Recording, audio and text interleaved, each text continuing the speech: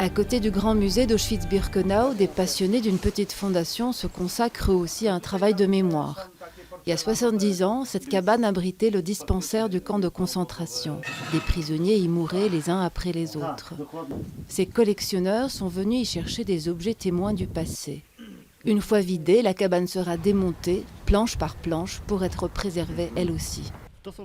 Ce sont des assiettes provenant d'un service de vaisselle de la cantine des SS. La cantine des SS était près d'ici, et derrière nous, à 200 mètres, il y avait le camp de Birkenau.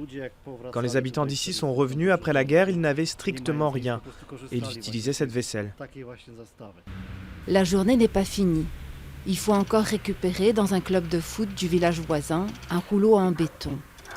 Ces dernières années, il servait à aplatir la pelouse, mais à l'époque de l'Holocauste, des prisonniers mouraient écrasés en construisant les routes du camp. Notre but, c'est de trouver toutes sortes de souvenirs. Chaque objet compte pour nous, que ce soit de tout petits objets, comme un bouton d'une blouse de prisonnier, ou des éléments plus grands, comme des baraques entières du camp. On essaie de tout préserver. Tous ces objets viennent enrichir le petit musée de la Fondation à l'image de ce jouet en porcelaine ayant appartenu à un enfant tué à Auschwitz, ou de ce minuscule sabot sculpté dans un bout de bois. On l'a trouvé entre les briques, à l'endroit où dormaient les prisonnières de la compagnie disciplinaire.